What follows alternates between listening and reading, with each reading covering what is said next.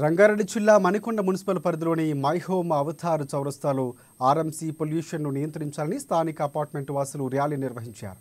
RMC plant ద్వారా తీవ్ర ఇబ్బందులు ఎదుర్కొంటున్నామని, పిల్లలు స్కూల్కి వెళ్లాలంటే నరకయాత్ర పడుతున్నారని, ఆర్ఎంసీ ప్లాంట్ను తక్షణమే తొలగించాలని ఆందోళన వ్యక్తం చేశారు. అపార్ట్మెంట్ నివాసులకు మద్దతుగా కాంగ్రెస్ పార్టీ సీనియర్ నాయకులు కోదండరెడ్డి, టీఆర్ఎస్ పార్టీ రాజేంద్రనగర్ నియోజకవర్గం ఇన్ఛార్జ్ పటోల కార్తిక్ రెడ్డి, రాజేంద్రనగర్ నియోజకవర్గం కంటెస్టెడ్ ఎమ్మెల్యే తోకల శ్రీనివాసరెడ్డి పాల్గొన్నారు. బాగా డబ్బులున్న వాళ్ళు, డబ్బులు పెట్టుకుని అపార్ట్మెంట్లు కొనేవారనే ఒక మన పైన, ఈ ప్రాంతంలో ఉండే ప్రజల పైన ఒక అభిప్రాయం ఉన్నది.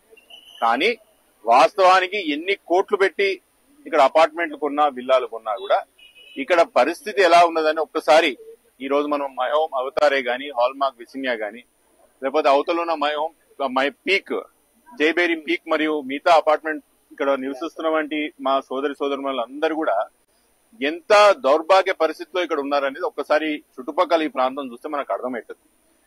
5 నిమిషాలు బయట కూర్చుంటే చాలు, దుమ్ము ఎక్కడికెళ్ళి వచ్చి పడుతుందో తెలియదు, ఏ బండి ఎక్కడి నుంచి ట్రాఫిక్ పోతుందో తెలియదు. రోడ్ల పరిస్థితి దౌర్భాగ్యంగా మారింది.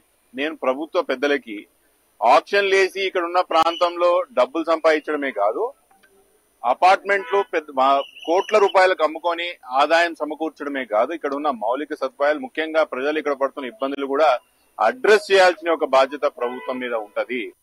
మళ్ళీ వీళ్ళు కొన్ని సంవత్సరాల నుంచి ఈరోజు రాజేంద్ర నియోజకవర్గంలోని రాజేంద్ర మండలంలో అనేక గ్రామాల్లో ఈ ఆర్ఎన్సీ ప్లాంట్లు వేధిస్తా ఉన్నారు, ప్రజలను వేధిస్తా ఉన్నాయి. ఈరోజు ఒట్టినాలపల్లి గతంలో ఇదే పరిస్థితి.